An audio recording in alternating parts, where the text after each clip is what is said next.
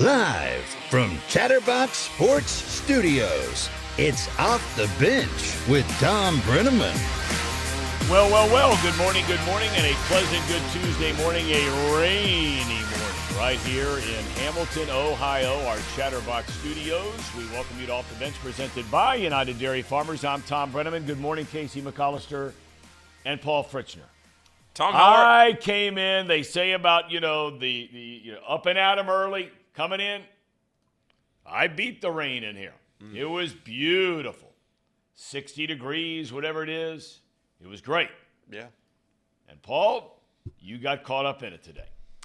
Yeah, I absolutely did. I think I got every red light on the way here, and it was fine. And then about a mile away from here, the sky opened up above us, and I got drenched. But we are okay. We're good now, and the weather outside, it's still raining, and we're just here having a good old-fashioned Tuesday morning, aren't we, fellas? We are, and it's supposed to be a beautiful late afternoon. Clouds are supposed to clear out of here. Temperatures up in the mid-70s later in the day. So hoping for good things later today, weather-wise. We come your way each and every day, 10 a.m. to noon Eastern Time. You can join us on YouTube. Many of you already here, our Chatterbox Sports page. We also stream live on Facebook, the Chatterbox Sports page. You can always join us in podcast form. Just search Off the Bench with Thom Brennaman, and you're dialed in. The Huskies were simply too good. I mean, not just for San Diego State in last night's title game, but too good for everybody outside of the Big East, period. UCONN closed out one of the most dominant runs in NCAA tournament history with a 76-59 win over the Aztecs to win the program's fifth national championship, and its first since 2014. Not only that, they have done it under three different coaches. Right now, Danny Hurley. UConn won the 6 games in this tournament by an average of 20 points per game. Odds are already out, Paul Fritzner, because you are going to be more bummed than anybody I know now that college basketball is officially over. The odds came out right after the title game last night for who's going to win it next year. The top 5 in order: Duke, UConn, Kentucky, Cal, Kansas, and Alabama. Now, all of those are based on who we know is coming back, right? Or who we don't know isn't coming back. Brandon Miller ain't coming back. No. Yeah, right? I think that's the better way to say it, especially in the portal era where you just have no idea what some of these rosters are. I think one of the funniest things about the college basketball media scene are all the reporters that put out their way too early top 25s, like 5 minutes after the confetti's dropped in the title game. And you're sitting there thinking to yourself, maybe 10 years ago you had a pretty good idea because transfers were few and far between. They happened here and there, but it wasn't crazy. Now you have entire roster turnover every single season. So to try and predict what it's going to look like next year when we had guys declaring to go in the portal during the game last night, I mean, no. And Casey pointed out, Casey, why don't you point out, please? Paul already knows this, but for the rest of our audience, measuring in the thousands, if not tens of thousands, about always looking on the what-if side of life. Right, Casey? Right. And that was, Paul was a part of this already. You always have to look at the optimistic side of life. What if Fremantle never got hurt? I mean, didn't you put out some tweet last night? What was that all about? He was filling me in. Or you were a part of it, tagged on it, what? Well, Xavier beat UConn twice.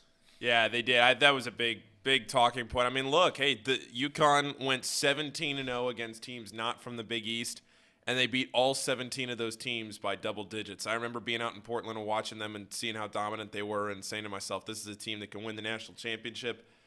Really, their bad stretch of the season was bookended by the 2 losses to Xavier. They lost at Cintas by 10 on New Year's Eve. Then on January 25th, they lost out in Stores at Gamble Pavilion. And outside of that, 2 losses the rest of the season outside of that stretch. It was dominant. One of the most dominant runs outside of that one stretch that you'll ever see. And it's so weird because you look at it, they never challenged for a Big East title. Nope. They didn't play for a Big East title at Madison Square Garden. I mean, they just kind of dominated everywhere else. And it was very quiet, too. Like, no one really had them quite going to, like, the championship round. Like, it just felt like – Well, hey, Paul Fritzner was saying all along, I got to give it up. Like I said, I'll give it up to you guys when you're on your game, and I will beat you down like nobody's business when you're not. Yeah, that's fair. Paul was on it. You were on it. Yeah. I kept watching them, especially as you got farther into the season. You saw what they did to Alabama out in Portland, and Alabama ended up being one of the best teams in the country, if not the best team in the country for a long stretch of the season. And Connecticut was just completely dominant. They had the size. They had the NBA talent. I'm going to be really interested to see who comes back. They have the option to bring most of this team back, but you look at a guy like Jordan Hawkins with a lot of NBA potential. I don't really know what position Adama Sanogo plays in the NBA, but well, he's a load. A body like his, I'm sure they can figure it out. Donovan Klingen's just a freshman. He'll probably come back and get more talent. That guy's going to be a player. But as Casey's pointing out here to my left here, we did have two people in the Chatterbox Sports bracket group pick UConn to win the national title. I had them in the Final Four. I did not have them winning the title. But yeah, it was something that you don't see too often. And, you know, the question that everybody obviously throws out, which I don't love going all the way down the road, but it is kind of fun to debate it just as a sports talk show. It's fun to bring it up. I think it's fun to talk about whether a team like UConn is a blue blood, because to me, you're always talking about teams that are able to sustain success in their program. And I know UConn didn't have as much success in the AAC as a lot of UConn fans would have liked them to, but they would also blame that on being in the AAC for whatever that's worth. They have now won 5 national titles in the last 24 years. Since 1999. Since 1999, they've won 5 titles. Nobody's won more in that stretch. And they have the 3rd most or 4th most titles. I think it's 3rd. They're either 3rd or 4th in total. I think it's 4th total titles. UConn, Kentucky, and Duke, I think, with more. But they're a program that just wins. They just win. Duke has more than North Carolina? Yeah, I think so. I think North Carolina has 4 maybe? That's a good question. You're going to put me on the spot here. National championships. The one last thing I'll say just about our bracket challenge. Well, UCLA has more than anybody. UCLA has 11. Yeah. North Carolina has 6. Yeah. Maybe they were 4th. Maybe I was thinking in the last. Yeah. Oh, you know what? I'm sorry. You know what I'm thinking of? Since the tournament expanded. Were you thinking no, lacrosse or what were you talking No. about? Sorry. Since the tournament expanded in '85 was what I was thinking. Okay. North Carolina, they have 4 since then, but they have 6 total. Okay. Yeah. What are you saying, Casey? Daniel H., the one guy that won our bracket tournament, actually predicted UConn's correct final score in the championship. No. Yeah. No. The final score was 76 to 68. He predicted 59. I know, but he predicted UConn's final score correctly. Oh, I see what you're saying. Yeah, he did. Hats off to him. He won the whole thing, so I know we're going to do something special for that, right? Yeah, who is that? I have no idea. Daniel H. Off the Bench is the name of his bracket, but we don't know what his username is. So Daniel H., if you're out there watching right now, we send you a hearty congratulations from Off the Bench. All right, let's shift gears for a minute to baseball. We'll get more to the basketball game in a minute. And how about that game last night at Great American Ballpark? I mean, very excited. And again, I keep coming back to this rule thing because, look, I was the lone voice in the wilderness. And I'm not patting myself on the back by saying this. I was saying that baseball was going straight in the tank because of pace of play and analytics. And I'm glad at least one person out there, he being Rob Manfred, who I'm not a big fan of, but he agreed and looked to do something. Case in point last night, that game would have gone 4 hours and 15 minutes. It wound up around 2:40. Mind-boggling. Exciting, moving, action. Reds trailed 3-0. They were down again 6-4. And they came back. You have the home run. I do. From Jason Vossler, the former Cubby farmhand. Left field, Happen started. His second home run of the year. That's gone! Home run, Jason Vossler! 29 years old is Jason Vossler. Drafted by the Cubbies. Grew up in Jersey. So a Jersey guy. Tough guy, right? Well, they like to think they're tough guys. But this guy, he bounced around the minor leagues in the Cubs for years and years and years. Finally, a couple of other teams picked him up, let him go, made his major league debut with the Giants. They let him go. He was even signed to a contract in January this year by Seattle. 4 days later, they cut him. I've never understood how those things happen. In football, basketball, baseball, I've never understood it. Anyway, Reds win last night. The bullpen covers 5 innings with 6 different pitchers, allowing only 1 run, 7-6 a final. The Reds they have played 4 games this season. They have matched their win total for the entire month of April last year. Think about that. And it's only April the 4th. They've won 3 games.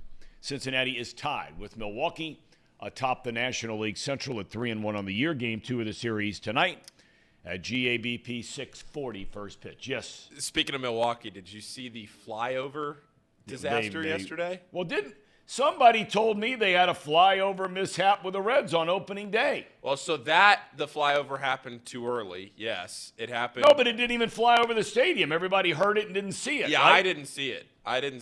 Nobody saw it. My dad told me this the other night. And it was too early, and I didn't see it. I thought maybe I didn't see it because they flew over, and it was like I was too late looking up or whatever it was. Maybe they had flown over so fast I just looked up and missed it. But that doesn't surprise me that they missed the stadium because I looked up, didn't see anything, and they were early. But then yesterday in Milwaukee, they did a flyover, and the roof was closed. That's right. Well, you get the woke military, that's what you start to get. That's what you start to get. You can't even fly over punch in a coordinate and let the jet fly right over the stadium. I mean, how hard can it be? Angels third baseman Anthony Rendon is now serving a 4-game suspension. It was originally 5. Some of you may have seen that public altercation he had with a fan in Oakland over the weekend. Rendon grabs this guy, claims that the guy called him a bitch, and then takes just complete wimp sort of swing at the guy. We swung and missed. And suspended 4 games. By the way, it should be noted, the 2 of those guys, Rendon and the fan, later spoke to one another on the phone, each apologizing and hoping they can all just move on. So that's at least a happy ending to the story. Not a happy ending. We're hoping it won't be a bad ending for our old friend Johnny Cueto. You may have seen last night, after signing a 1-year contract with the Miami Marlins, he took the mound and had to leave the game very early on with some soreness in his arm. You hope he gets good news over the weekend and that is not a serious injury. And lastly, I always point this out because I am a number 1 animal lover. Today is World Stray Animal Day.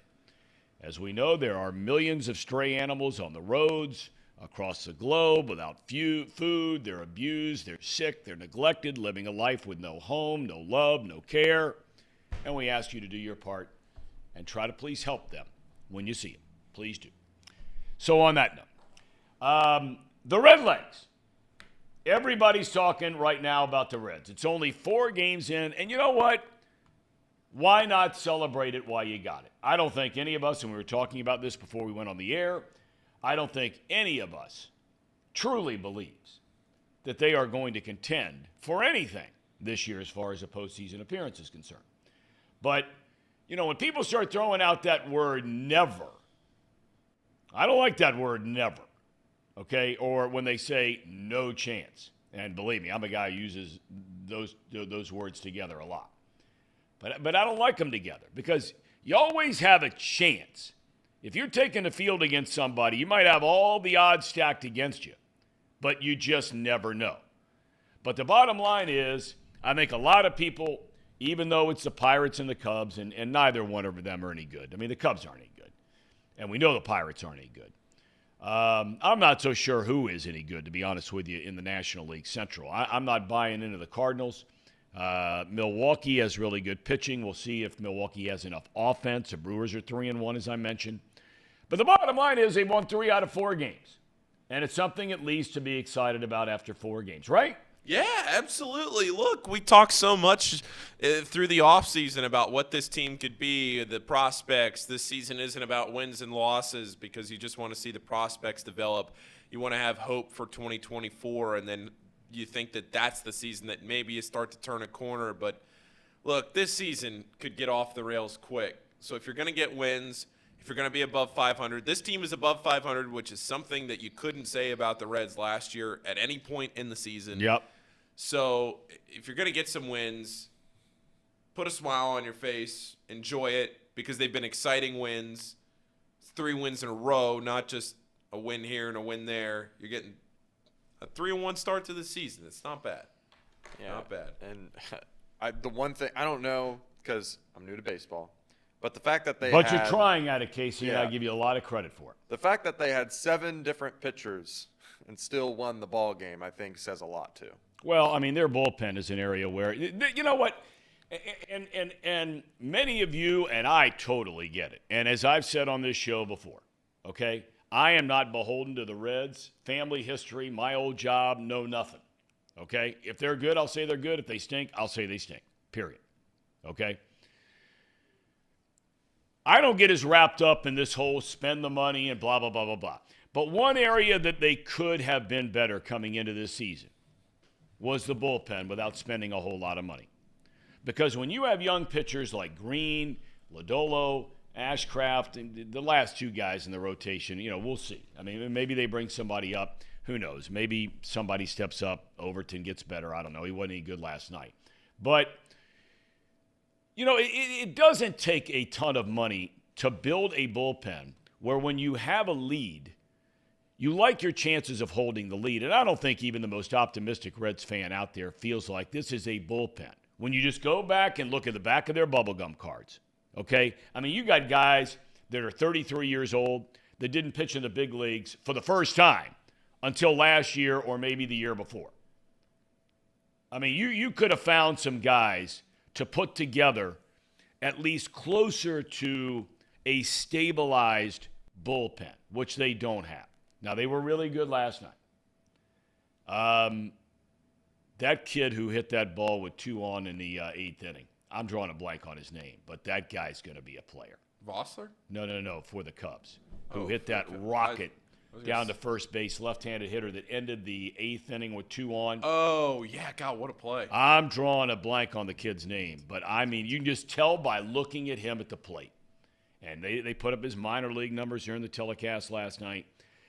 This guy, I mean, he hit a rocket that was headed for the right field corner, caught by the first baseman, slightly shifted near the line with a 1-run lead in the 8th, and the Reds hang on.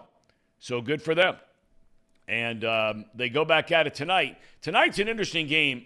You know, you always have to look at baseball as far as just, yeah, I mean, everybody says, you know, it one game at a time. That's true. There's no doubt, okay? But you have to look at it series by series. All you want to do, if you want to be a competitive team, and I'm not telling anybody out there anything you don't know, is you got to win series. Now, for me, tonight's the night they got to win the game. Hunter Green is pitching tomorrow, but Hunter Green is not Stroman. Not yet. He might be down the road. But that's the matchup tomorrow afternoon, and that's one of those games where you flip a coin, but the other guy's pitcher is really good. Yours has a chance to be good. He's not there yet. Now, we heard a lot from David Kaplan about the young man pitching for the Cubs tonight. Big, huge prospect. I mean, they're talking about this guy maybe being a 20-game winner one day. And Sessa's pitching for the Reds. He's been, you know, in and out, up and down, whole 9 yards. It's supposed to be a beautiful night down there. But tonight is at night. If you want to win the series, you would clinch a series, obviously, with a win tonight. But that's the game you got to go win. Because all of a sudden you can go from being 3-1, feeling like you got a nice start here, a little momentum. Then you spit one up tonight. You know, you get shut out tomorrow, and then you're 3-3 and you're hitting the road for Philadelphia and Atlanta. Speaking of Philadelphia, 0-4. They're already without Hoskins, out for the year, knee injury. Bryce Harper, they were hoping to have him back by the time the Reds came rolling into town for the Phillies opening day later this week when the Reds go on the road for the first time. He's not going to be back. In fact, they're going to give everybody an official update on where he is and when he is coming back. But this team, now I know it's only 4 games in, but you got to know Philadelphia. Oh, man. I can't imagine what the sports talk shows are like right now in Philly. Can you imagine if the Reds go rolling in there and Philadelphia's not won a game and they're going to celebrate putting up the National League pennant, banner, all that kind of stuff, right? And you're 0-6? Just to get shut out by Connor Overton. I was just looking at some of the stats on the standings. Their differential right now is -25. It's worse than the league. They've given up 37 runs. Well, Yeah, their they're pitching's a mess, 37-4. too. Well, they're not just bad. They're really Yeah, bad. no doubt about it. Really bad. Really bad. I mean, I'm surprised. 37 might be the most. It is. Runs it is given the up. most. Yeah, it is. Man. Philadelphia must be fuming. Oh, boy. I mean, that town, man. I mean, for people that have spent most of their lives in Cincinnati or most of their lives that's not New York or Philadelphia, there's just, you have to be there for a baseball season to believe it, what it's like. Or maybe in some cases a football season. It's just, the pressure is mind-boggling. And guys who can go to Philadelphia and succeed and play well, or New York and succeed and play well, I think they're a cut above the rest. I really do. There are just some guys that are cut out for it, and there are other guys that are simply not cut out for it. That's why this year is going to be an interesting year for Castellanos. I know what you're thinking. Go ahead. Just get it off your chest. Let it go. Okay? Let it go. He did not have a good year last year. He's played in some big markets, but not Philly. Now, he did some good things near the end of the year. But he did not have a good year last year. They brought in Trey Turner. He's off to an incredible start. They're getting everything they thought they were going to get from him. But without Harper and without Hoskins, all of a sudden, Castellanos, who already had enough pressure, is now going to be under the microscope to an even larger extent. And he strikes me as a personality kind of guy that could deal with it. But we're going to find out. Because, man, there's nothing more humbling than when you're a really good player. I remember Jeremy Burnitz. Remember him? Jeremy Burnitz, you guys may not be old. He was a big slugger. Came up with Milwaukee. Signs a big free agent deal, goes to the Mets. And I remember we're there for a doubleheader with the Diamondbacks. And the Diamondbacks were really good. I mean, they were really good. And the Mets were pretty good. And it was a doubleheader after a rainout on Friday night. And a bunch of the guys that we were traveling with, we were supposed to have a Friday night game, a Saturday noon game on Fox, and then a Sunday day game. Well, the Friday night game gets rained out. So rather than play a doubleheader or later in the year, back in those days you were coming back, they decided, let's just do it tomorrow. So a bunch of the guys that I was broadcasting with had brought their wives on the trip. And they had bought tickets to the theater that night. So I'm like, guys, go ahead. I got you covered. I'll do the game solo on radio. My wife was not on the trip. I just said, I got you covered. So Jeremy Burnitz is this big slugger, high-profile guy, gamer. But, I mean, he was having an awful year. He's batting like 170. It was brutal. And I think in that doubleheader, Randy Johnson starts the first game, left-hander. Burnitz is a left-handed batter, so just file that one. Burnitz strikes out 4 times in the first game. It's a beautiful sunny day, huge crowd, Old Shea Stadium. And I mean, the boos start in the first game like you've never heard them. And people in New York can boo better than anywhere in the world. Well, now comes the second game. First at bat, Burnett strikes out. Second at bat, Burnett strikes out. Third at bat, Burnett, and the crescendo. And I thought to myself, I have never in my life heard one player booed like he was booed. That you don't get that in Cincinnati. If Joey Votto struck out 7 times in a doubleheader, he wouldn't be booed one time. No, I don't think so. The only time Cincy fans really boo loud is if it's Deshaun Watson or Ben Roethlisberger. But they don't boo their own. They don't boo their own guys. Normally. Sometimes. I'm trying to think. Oh, I know. Shane Graham missing 5 field goals. That was Oh, that boy. was bad. Shane Graham. Yeah, I went to that game. I went to that playoff game. That was really bad. I remember some of the fans. We were on the very top deck, like the 3rd section or whatever, nosebleeds. And there was fans throwing empty beer bottles or beer cans or whatever. They're throwing it from the very top. They were so mad. Now, Sir Boy Wonder says the Reds fans booed Ken Griffey Jr. I wasn't here when when he was here, so I don't know. I don't know. So now all of a sudden the Reds are back at it tonight. We were talking about they go to Philadelphia. They play tonight and tomorrow against the Cubbies. Great pitching matchup tomorrow. And the weather's supposed to be really nice. I think tomorrow. I may have been looking at another day. Maybe Friday's the day it's supposed to be really nice. Anyway, then they go to Philadelphia. And we've talked about their start. Then they go to Atlanta, who many people believe is the best team in the National League. But we were looking it up earlier today about, the Reds' schedule. And a lot of times it's not always who you play. It's when you play them. You look from now for the next month, the teams that they're going to be playing. And again, who knows when you get to play them. But you've got Philly and the Braves on the road. Then Philly turns around and comes here, followed by Tampa Bay. Tampa Bay, one of 2 teams in Major League Baseball undefeated through the first 4 games of the year. Then they go to the Pirates, brutal. Rangers can hit. They can hit. I mean, they scored 16 against Philly. I mean, that team might come rolling in here and score 40 in 3 games. Then they go to the Athletics, who aren't very good, but you're going out to Oakland. On that same trip, you're going to San Diego. Then, basically in the first month of the season, you've still got the White Sox, the Mets, the Yankees, the Cardinals. So, I'm not getting carried away by any stretch of the imagination with the Reds. I'm not going to say what they are or what they aren't, but it's a good start nonetheless. Want to get back we were talking about over the weekend how you feel bad for guys, right? Paul, you and I were looking at that video of the Baltimore-Boston game today. Oh, Ryan McKenna. Oh, my Whoa. God. Can we pull this up? Yeah. For people that have not seen this. I saw it last night. I know it happened on April the 1st. So, look, it's a little old. But, oh, my gosh.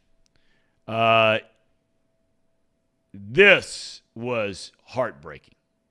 And you got to have some compassion. I mean, we're talking about booing and all this kind of stuff. But, man, you got to have some compassion for guys when things don't go their way. Let me know when you have this. I will. This is Baltimore on the road at Fenway Park, okay, a couple of days ago. It's the bottom of the 9th inning, right? And Baltimore has a lead. And what you're about to witness is Baltimore gets the batter to pop up to short left field. This is a play most of you who play Little League play not hole, right? I'm not talking about the T-ball stuff here, but I'm talking when you get to be about 14, 15, okay? Here it is. Watch this. This would have ended the game. Pops it up. There we go. Ready to celebrate. Left fielder's there. Clank. Drops the ball. So, pitcher can't believe it. The batter was jogging. I mean, the guy should be standing at second base. I'm sure the local announcers didn't say anything about that. That would have been the winning run, by the way. So, 2 pitches later, yes. Game tying run because 2 pitches Yeah, I mean, later, game tying run, yeah. This clip is long enough that you're about to see what happens. Okay, so this is the drop. I mean, it's happened to every one of us. And the young man is just so distraught. You can see. You can only wonder what's going through his mind out there. Shaking his head. Wants to crawl in a hole, right? Pitcher thinks the game is over. You hear a lot about that. Okay, I have got that last out. I have a funny story about this pitcher when we're done. All right, now this is Adam Duvall. Yes. The longtime Red. Pride of Louisville, Kentucky. Love this guy. You can see in the game already, he had tripled and homered and doubled. Pretty good day for Adam Duvall, right? Yeah. So now here he is. First pitch of the at-bat, ball 1. Remember, this game should be over now. Bautista thinks, okay, I got to regroup. Love Adam Duvall. 1 on, 2 out, last of the 9th, Boston down a run. Bye-bye. Laser that clears a green monster in left center. And, of course, the first shot you're going to see is after Duvall gets home and celebrates with his teammates. Yep.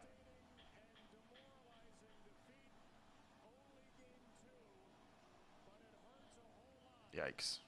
Oh, just keep this rolling. I mean, this kid is just, and I'm not picking on him. I'm really not.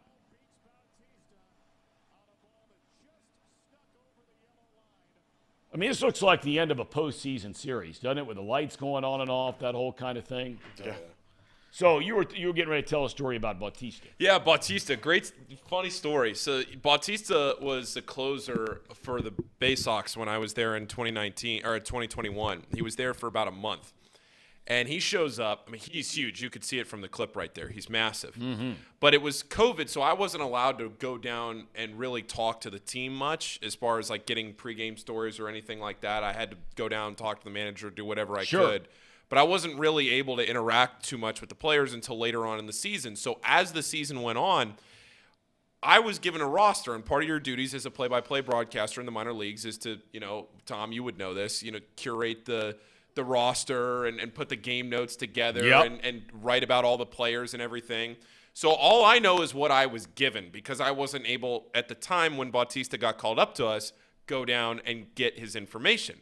So I go to the website, MILB.com, and I see that he's listed at 6'5", 190 pounds. He comes out of the bullpen for the first time, had never seen him before. And I'm sitting there up in the press box. 190? I'm sitting there up in the press box, and I'm going, I look at my broadcast partner, Adam Pohl, and I go, this guy looks a whole lot bigger than 190 pounds, but maybe something's off here. I don't know.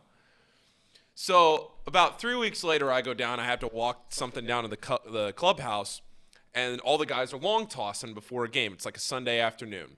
His throwing partner is on the foul line, and Bautista is way out in the outfield. And I look out there, and I'm 6'3". So as far as height goes, I'm looking out, and I'm going, I'm a tall guy, but he's a lot taller than me. And he's throwing, neither one of them speak English, very good English. But the one he was throwing with on the foul line closer to me spoke decent enough English that I asked him, I said, hey, how tall is he? And everybody around started laughing. I guess they had the roster up in the clubhouse, and they had made like an inside joke about how the roster was listed wrong. And I'm going, I have no idea. I'm just going off the website. So I said, can you ask him how tall he is? And he didn't really get what I was trying to say. So I go, tall. And he looks out and he goes, tall. How tall? How tall? He goes, 6'7".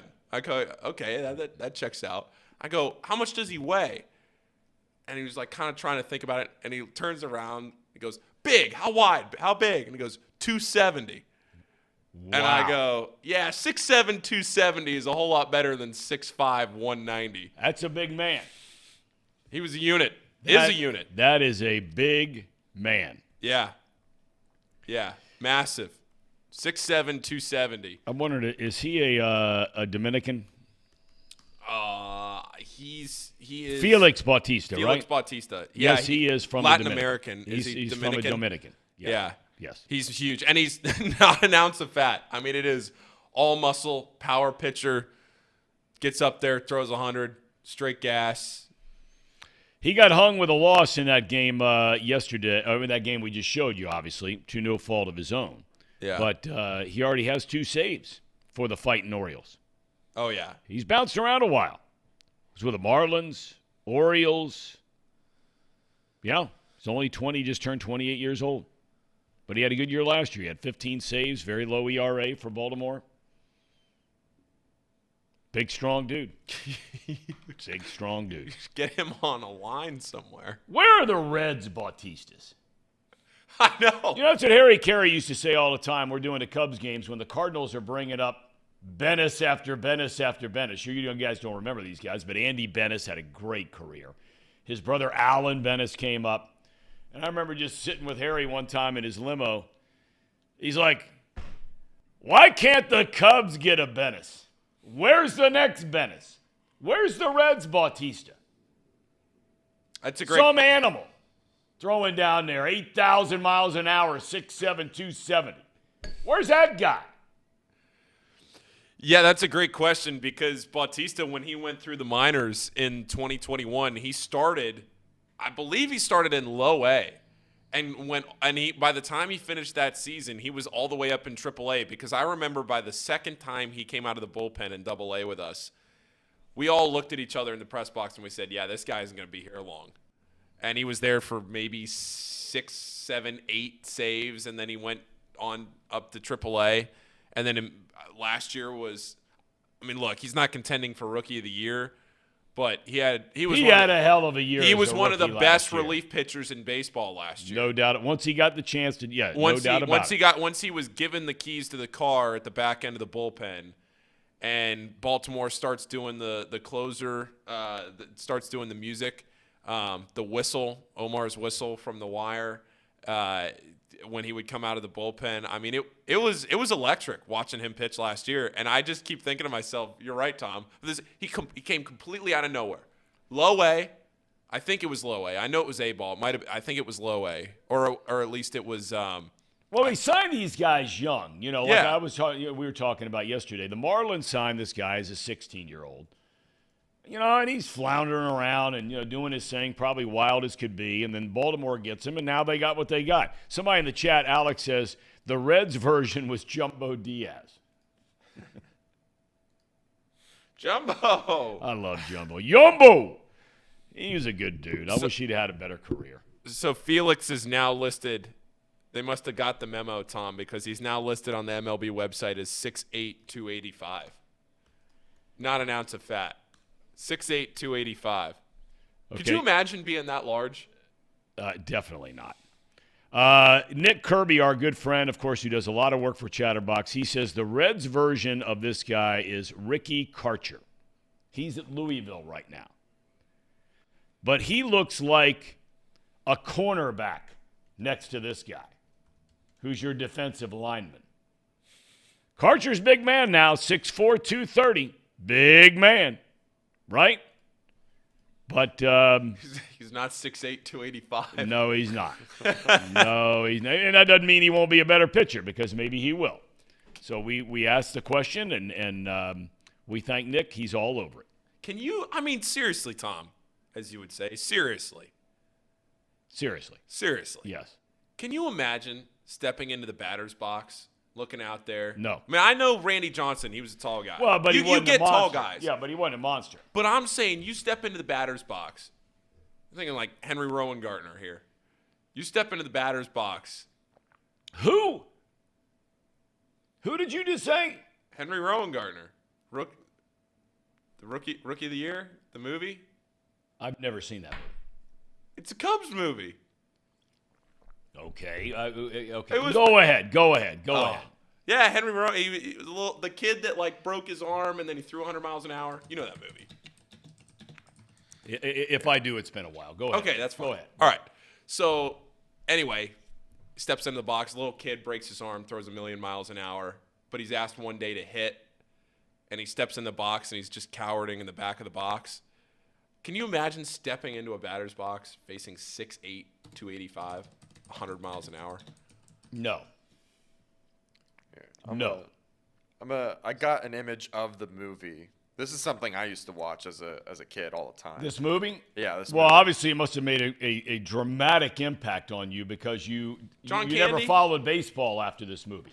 No, never So did. it must have really struck a chord with Casey McAllister. I'm pretty sure this came out while you were with the Cubs. No chance. I think so. No, it can't be that old. Dude, Oh, you're it's talking old. a long time ago. What It's year was old. that? It's old, yeah. All I mean, right, I but just, it ain't 1990. 1993. Yeah, 93. Oh, wow. Okay, then I stand corrected. Once Yeah. again, I was there doing the Cubbies games. Yep. Reed Mouse. Oh, there you go, Reed. Yeah, in the chat. Yeah, it's a good. It's just a feel good. Like it's not. Honestly, I should be more critical of you for not knowing Rookie of the Year than John Cena. I am. We're being honest, 'cause the this is at least right in your wheelhouse. I am the least in tune human being most people have ever met when it comes to, a lot of different topics, as I prove on the show on a daily basis. It's a good movie. Go back and watch that with Luke. Father-son bonding. Rookie of the Year. It's not a lacrosse movie, right? It's a baseball movie. How's he doing? How's the year going? 3-0. Big one tomorrow night. Big one tomorrow night against Milford. Milford's got a really, really good team. They're a huge school. You know, they got 600-700 kids in a graduating class. We have 110. Tiny little old public school. You elitist on the East Coast wouldn't know anything about that. Wouldn't know anything. The Catholic schools, Yes, that's exactly right. Okay. I want to ask you something, though, totally shifting gears away from this for a second, because we were talking about this, and Casey posed a question to sort of tie a ribbon around this whole basketball season for a minute. You cover the Musketeers regularly. You're down there for every home game. You're there for a lot of road games. You were covering the Big East tournament for the Big East Conference up at Madison Square Garden. All right, we've talked about UConn. We'll find out who stays, who goes. End of the day, we know Colby Jones is gone. Yeah. All right? Who stays and who goes? We know that Tandy has already filed for the portal, right? Three others along with him, correct? Yeah, So four totals, primarily backup guys. Let me start with those guys, because I thought Tandy had a chance to be a good player when he first started there. Erratic, up and down, but his freshman year was a pretty good player. Not bad, right? On a bad team or a mediocre team. A team that didn't make the tournament. But he was getting a lot of minutes his freshman year there. Then he got hurt and wasn't the same guy. Didn't play as much this year. He showed up in very good shape this year. But, look, they had other guys that were ahead of him. Of any of those four guys, let me ask you this question specifically. I must admit. Of any of those four guys, any of them they were counting on to be an impact for the team next year? No, I don't think so. I don't think so. I don't think that this is a situation that's going to really change the dynamic of next year's team. No. So now you're waiting on decisions from Zach Fremantle, Jerome Hunter, Jack Nungy. I'm trying to think. All right, so let's walk through each of those guys because, they've got a good recruiting class coming in, right? Yeah. Yeah, Okay. very, very good recruiting Okay, class. so let's talk about really quick each of these guys. Nungy's coming back, right? I don't know. I mean, he's 24. He's going to be 25. He's married. Maybe wants to go just live his life. Live his life doing what? Going to work? Maybe. I mean, Instead of playing basketball and getting a scholarship and probably grad school, right? He's a big academic guy too, right? Yeah. Really good academic student. Yeah. And look, I don't know Jack Nungy. You know Jack Nungy. Okay, you're married, but he's got to be getting some NIL money. Yeah. Right? So he's sticking a few bucks in his pocket. There's a very good chance he's probably putting more money in his pocket staying at Xavier, right? Like a lot of these kids do at different places, than going out and getting an entry-level job at some place here in town or somewhere else, right? Yeah. Yeah. All Some right. of these guys, and I'm not speaking for Nungy, some of these guys, after they've been in college for so long, just want to be done with the college scene. And they just want to be done. I get it. Which I can't really blame them. Cam Kraft is another one. Des Claude, yes, has, I guess, a decision to make, but I would very much expect him to be back next year. Jerome Hunter is the one you're really looking at right now. Jerome and Jack Nungy for sure are two guys that really have some big decisions to make, and Zach Fremantle. Those are the big three because I think everybody expects at this point Des Claude, Cam Kraft, 2 freshmen from this year to come back. So when you're looking at the decisions to be made because of the 4 that now have already left, plus, of course, Sule Boom, Adam Kunkel being lost to graduation, Yep. really the 3 big decisions are Jerome Hunter, Jack Nunge, and Zach Fremantle. Fremantle last year never really made a decision. It was kind of funny when Sean Miller got hired. Throughout that week after Sean Miller got hired, obviously you have meetings with everybody. You decide, hey, do I want to go to the transfer portal? Do I want to return? And every day that week, one after one after one, it was like every day each player had their own day to announce that they were coming back. Zach never announced anything. He just kept showing up, and all of a sudden it was opening night, and Zach Fremantle's in the starting lineup. He just kept showing up. There's part of me that wonders if that's just what's going to happen again this year, where it's just you don't really hear anything from him. He's not really that kind of guy. He's not going to go out there and make some crazy video about him coming back. It doesn't. Maybe he will because that's what this day and age is, but he didn't do that last year. He doesn't really strike me as that guy unless he understands and appreciates that it's what kind of a decision it is this year. I'll be very interested to see Fremantle. I am more interested to hear Fremantle's decision than the other 2.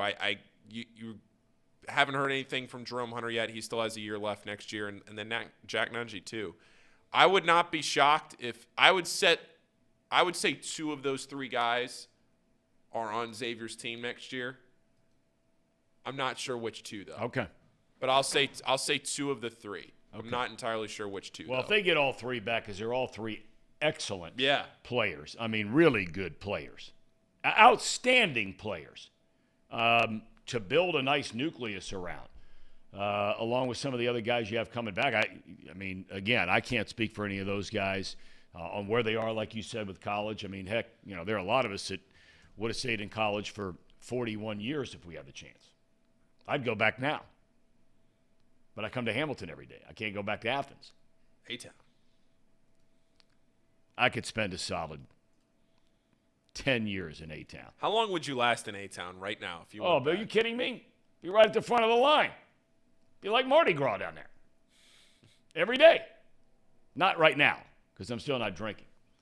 How's that going? Well, I leaned on, a minister, and then I talked to some of your Catholic brethren. They told me about the 46 days. I knew about 40 days of Jesus being tempted by Satan and turning away from sin, right? Yeah. Okay. So, we had talked all along. 3 days, I took my Catholic feast days, if you will. Sure. Right? Okay, only 3. And had a few beers down in the Dominican. But since stepping back into the United States, I've been back only a few days, but I'm carrying it all the way through Easter. I will go well past a total of 50 days without drinking. There's a 3-day window in there. But my heart is in the right place. So Monday morning you'll come in here severely hungover. No, not Monday morning. That's the only thing that bums me out a little bit is because missing a Saturday night with, some of the boys. Can't do it. Can't do it.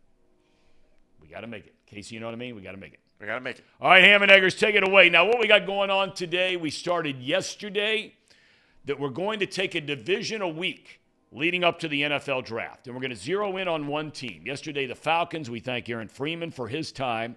Today, we're going to focus on the team with the number 1 pick in the NFL draft, the Carolina Panthers. That will be coming up at 11 o'clock. Paul Doherty at 11:30. No Tracy Jones today. Apparently, taping Brennaman and Jones on baseball and being with Marty Brennaman is far more important than being with us on Off the Bench. Big league operator. Ham and Eggers! On the day the Trumpster is in New York. That brag ought to be in jail. Go ahead, fellas. Take it away. It's that time of the show, the Ham and Eggers. These guys are great. Trust me, I would know. I introduce all the best segments. No, I thought that was Tom's guy, but I guess not.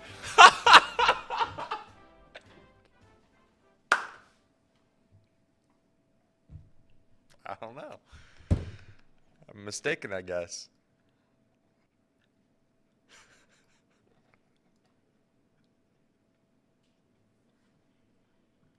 you okay? You all right? The Bengals Report is brought to you by Encore Technologies. Encore Technologies provides IT solutions for a data-centered world with a suite of services from mobile computing to desktop to data center, supporting both centralized and work-from-home computing models to improve efficiency and productivity. Visit encore.tech. The path to innovation begins here. There is a new premium alkaline water out. It's Pawnee. It's right here. It tastes great. Pawnee water. Right here. You can see it on the camera. Pawnee. P-A-H-H-N-I. It's made right here in Hamilton, Ohio. And it uses natural limestone filtration, unlike the artificial processing that many other brands use. The result is a healthy alkaline water that is also the best tasting water in the world. Visit their website at pawneewater.com. That's P-A-H-H-N-I water.com. P-A-H-H-N-I water.com to see where you can buy this great tasting water. Bet with Betfred, get your coffee from UDF, drink Pawnee water, and get your technology solutions from Encore.tech. So that is our sponsorship read here. We have everything taken care of. You can see all the lines down there that Casey dutifully put in this morning before the show. All the NBA and MLB lines. We have a lot more lines to put in now, although it's sad that college basketball betting season is over. Yeah. Seems like just yesterday we were sitting there, wherever we were sitting on the first day of the season, sweating that Baylor and Mississippi Valley State over. That was a long time ago. That was a long time ago in the run of this show. A lot has happened since then over the course of this college basketball season. But now here we are. Now we're stuck with NBA lines that are outrageous. I mean, I was surprised. They've changed a lot since I stopped betting. We're close to NBA postseason. Very close. Very close. Couple games away. Everett makes a good point about the Masters line, so I'll get some of those up there tomorrow, especially as we get closer. Yeah, I'm not sure if Betfred currently has them up right now. I saw them earlier, I think. If they do, we'll definitely have them on tomorrow. Some of the big names up there. Yeah. Hey, by the way, speaking of the Masters, I don't know do. if Casey brought it up, but Thursday we have a great guest coming on with us, Steve Flesch. Oh, let's go. 11-time winner in professional golf. 11-time winner. He's finished in the top 7 in the Masters, in the U.S. Open, in the PGA Championship. Local kid, grew up across the river, went to the University of Kentucky. You've seen him on multiple broadcasts. He's a really sharp guy. He was on the Fox telecast when they had the U.S. Open. He's been on the Golf Channel for years and years. He's now playing on the Senior Tour and playing quite well. He is not playing Augusta. Sadly, he just lost his mom a number of days ago, so he's been back here in town. And he has agreed, and we certainly appreciate it, to join us on Thursday to talk about the Masters. And I certainly want to get into with him, this whole LIV and PGA Tour thing, because he will have incredible insight into that. Fred Couples, some of you may have seen before we get to football here, Fred Couples made some comments about Phil Mickelson and Sergio Garcia, where he called Phil Mickelson a whack job, and he called Sergio Garcia a clown. Now, he was asked about that at Augusta yesterday. And Fred Couples is one of the great players in the history of golf. There's no question about it, and it seems to be a very, very likable guy.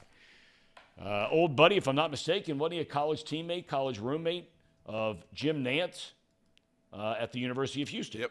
Yeah, so they're good friends. And he was asked, hey, do you stand by those comments? He said, I stand by them. He said, Liv's paying Phil Mickelson a couple of $100 million at 50-something years old to go shoot 74, 75. He said, and then Sergio, who's one of the best players I've ever seen in my life, these were Couples' words, But couples took great offense to some of the comments Sergio made about the PGA Tour, and couples had said, hey, 43 years of my life have been given to the PGA. And I don't like people bad-mouthing it. And I think that's fair to say. If you want to leave, leave. You don't have to bad-mouth anybody walking out the door. Because who would Sergio Garcia be without the PGA Tour? You wouldn't even know who he is. Right. Right? So, I think we all see both sides of it. I don't think anybody has any problem whatsoever with somebody offering you, if you're Phil Mickelson or you're Brooks Koepka or you're Dustin Johnson or any host of other guys out there, somebody's offering you $80, $90, $100, $150 million just to show up, forget how you score. I mean, look, God bless you if you're going to walk away from that kind of thing. But, I certainly wouldn't be blaming guys for doing it. But we'll see what happens this week. But we're really excited to have Steve Flesh coming up. Are we good with Carolina? I have not seen him dial in yet. I was just about to say, though, you should also pub your big interview for tomorrow. Big interview tomorrow, Dan Plesac. Now, many of you who are in the younger generation, like Casey and Paul, know Dan Plesac from, you see him virtually every day on the MLB Network. He also is part of that video game, The Show. Do you guys like that video game? MLB The Show. Love that game. Yeah. Haven't played it as much recently. But okay, but he's in that. Staple. You see him on MLB Network. I remember him as a player. He came out of, he was up around Crown Point, Indiana. If any of you have ever driven to Chicago, you drive right by that huge exit in Indiana before you get to Chicagoland. Crown Point, Indiana, grew up there, great athlete. Went to NC State on a baseball scholarship, number 1 pick by the Brewers. They turn him into a reliever in the big leagues, 3-time All-Star, still the Brewers, I think, all-time saves leader in games, saves, strikeouts, all of these, per 9 innings, all these kinds of different categories. He was a great pitcher for a short amount of time. Finished his career bouncing around a little bit, but one awesome guy. So we're going to talk to him about, his career a little bit and talk about these rule changes that we've seen in Major League Baseball. He's very close to the big power brokers there in Major League Baseball. So Dan Plesac. So my dad, Marty Brennaman, will join us right out of the gate tomorrow at about 10:10. And then Dan Plesac will be our big interview tomorrow.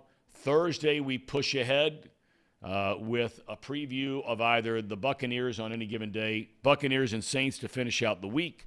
Thursday, Steve Flesh joins us to talk about the Masters, and Tracy Jones hopefully will be back in the fold. So a big week this week. We better start scrambling. Basketball's over. I know. Football's over. Baseball season, Tom. It's baseball time. I know. The Real Spirit Cat says MLB The Show has gone to the tank the last couple of years. Yeah, I haven't played it the last couple of years as much, but it's a good game. It's a staple.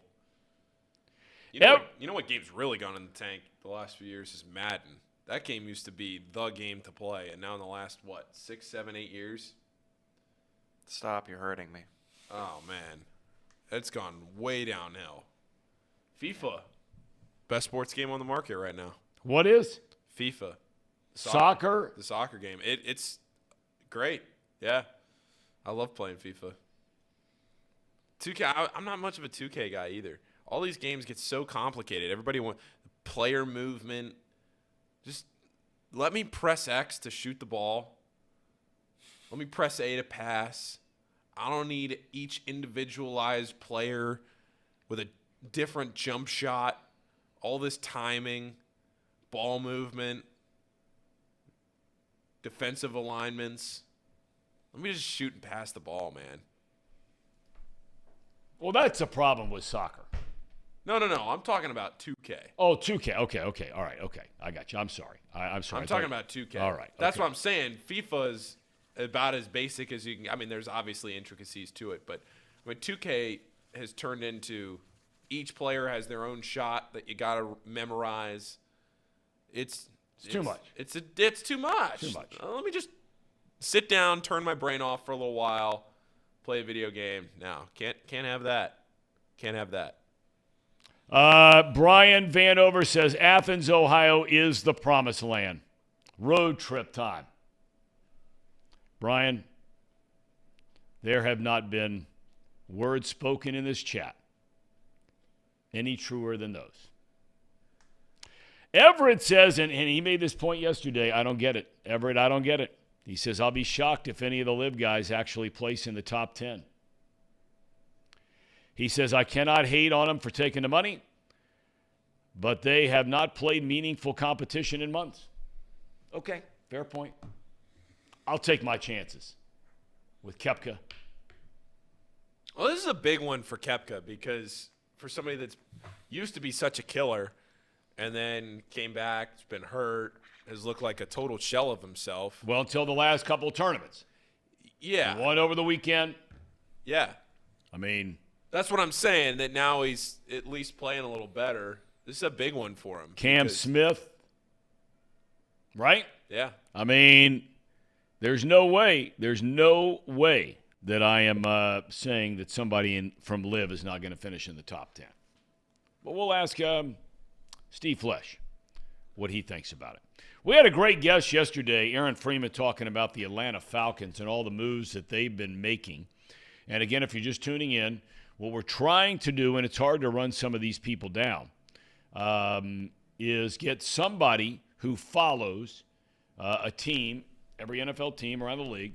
We'll get some guys that are a lot more analytical, sort of traditional media guys, if you will. And then we're going to get some guys a little bit like Zim Uday, who, I'm not so convinced that that Zim Uday doesn't know as much about the Bengals as anybody who's on the planet today. I think he does. Him and his main man, Ace Boogie.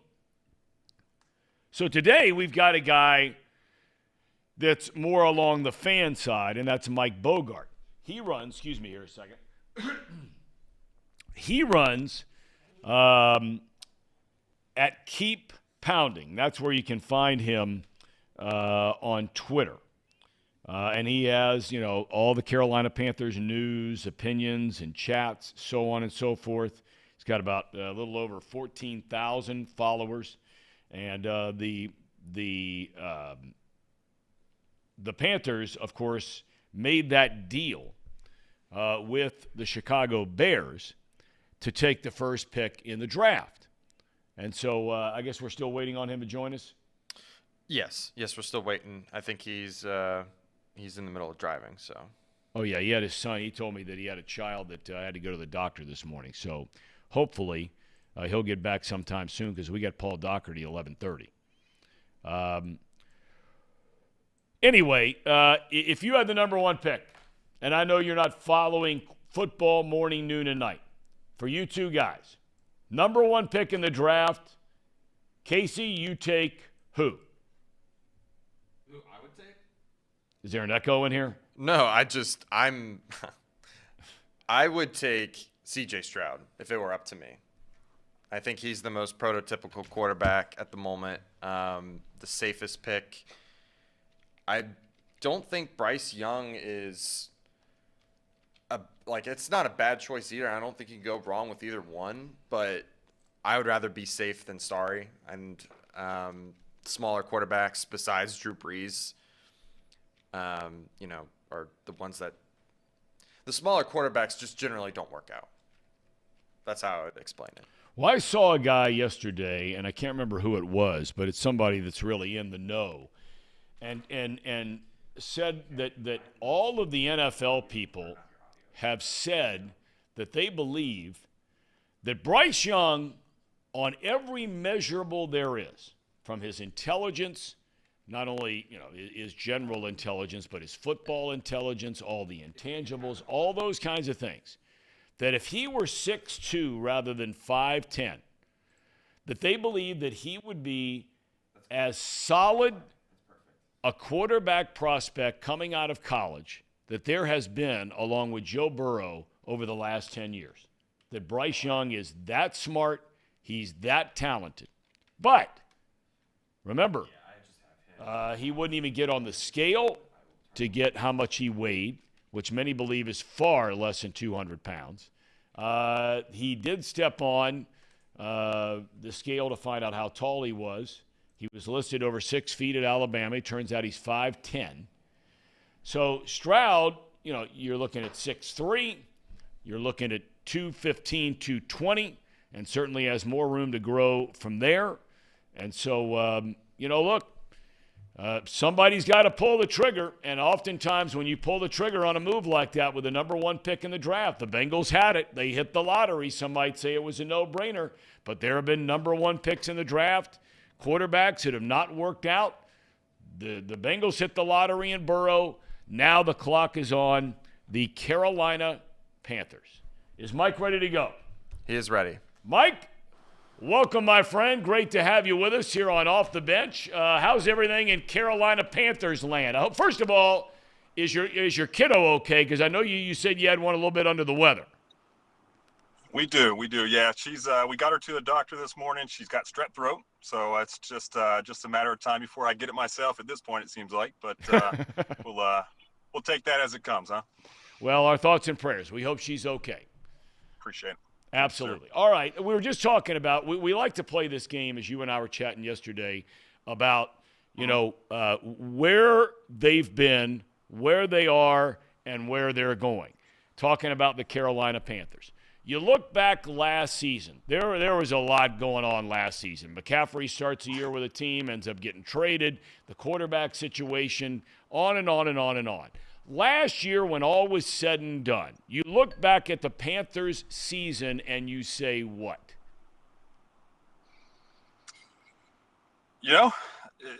At the surface, it looked like a disaster, really, right? Had another sub-500 year, really flirting with the bottom of the division again. But when you kind of dig into it, we were a quarter and a half away from winning that division. Granted, the NFC South has kind of been a disaster the last couple of years, even with Tom Brady there. But we're playing in a position even after Rule is let go and Steve Wilks jumps in and does a great job.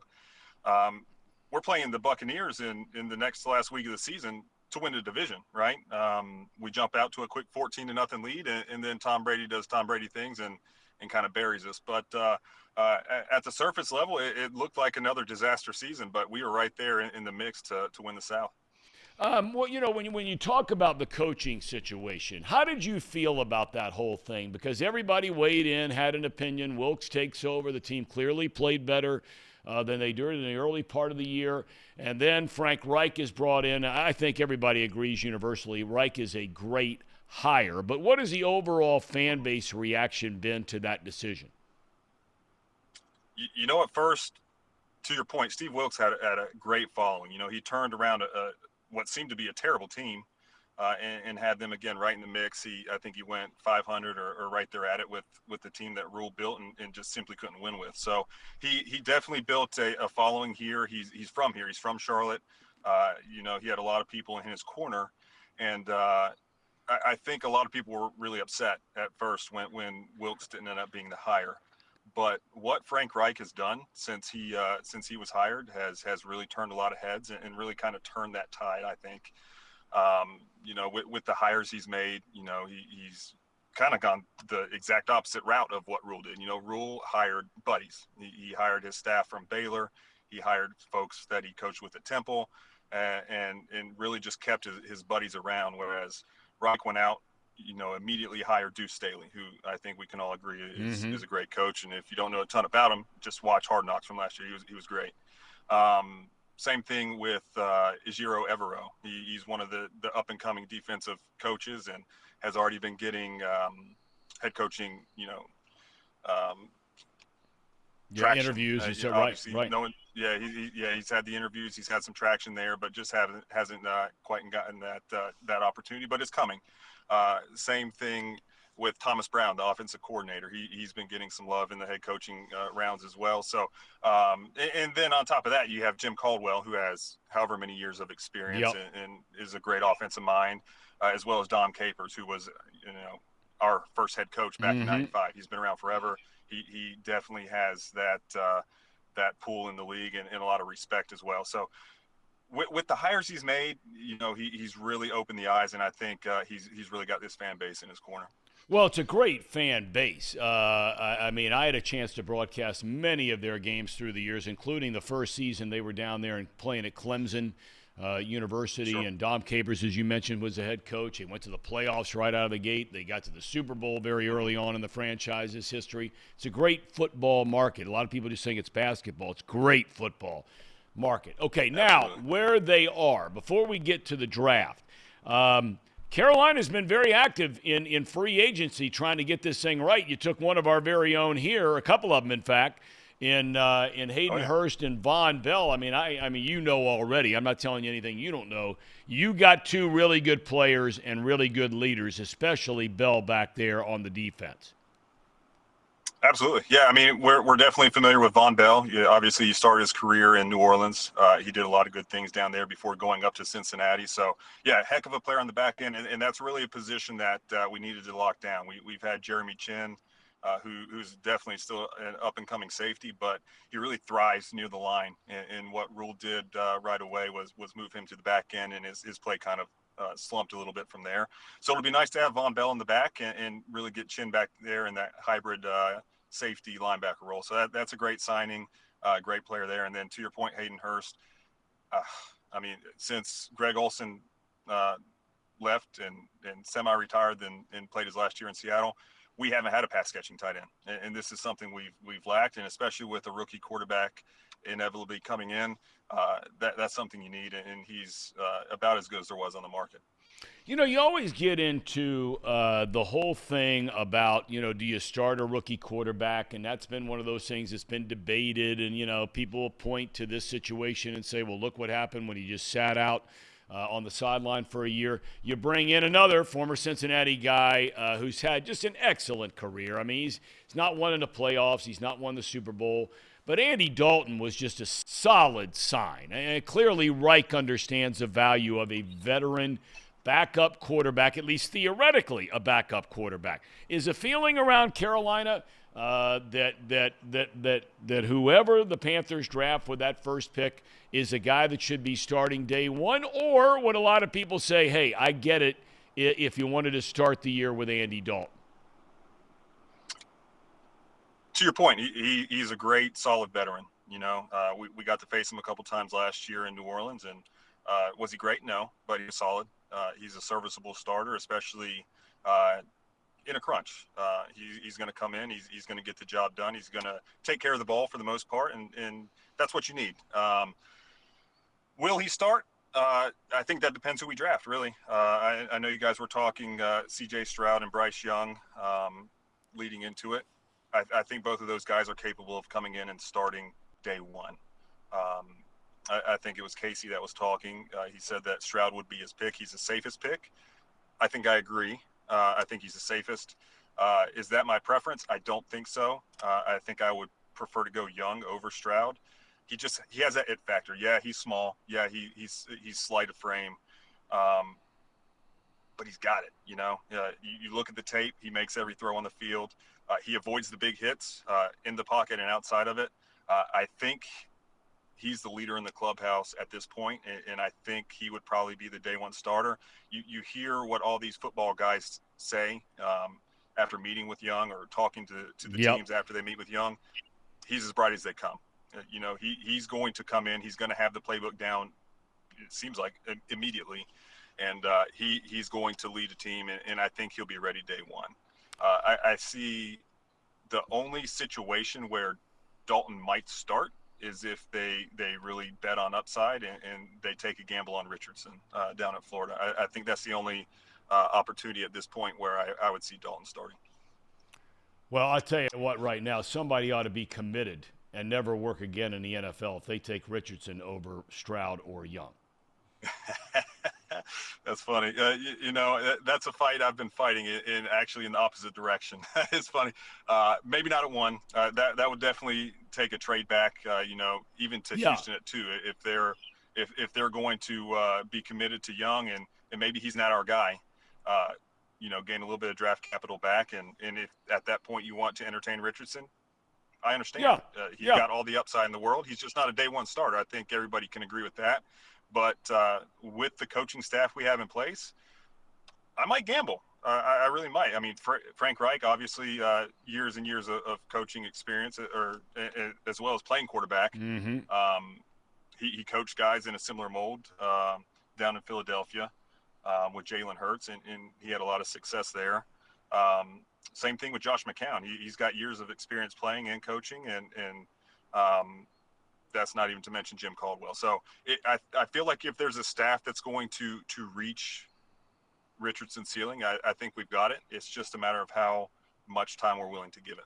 Well, last thing I want to ask you, because we don't follow it closely enough, the Bengals and the Panthers played each other last year, and we were talking with Aaron Freeman from the Falcons yesterday. You know, when you go out of your division and you play somebody or out of your conference, whatever it might be, it's kind of like you pay attention to it for a week, you watch a game, and you move on because you're not going to see him again for at least 3 more years. Is the offensive line going to be good enough, at least on paper, to protect whoever it is the quarterback, whether it be Dalton or one of these rookie quarterbacks? I think so. So the one thing I will hand to Rule is that he left us with a good offensive line. I think last year we ended up in the top 12 to 15, I guess, in the PFF ratings across the line. Obviously, we invested early last year in UCONN at the left tackle side. Yeah, he got beat up a little bit early, but after I think game 2, he went about 8 to 10 games without even giving up a pressure, and another 2 or 3 without giving up his next sack. So he really came along in his rookie year. You got Brady Christensen, who we drafted a couple years before that at guard. Bradley Boseman, who I think is one of the best centers in the league.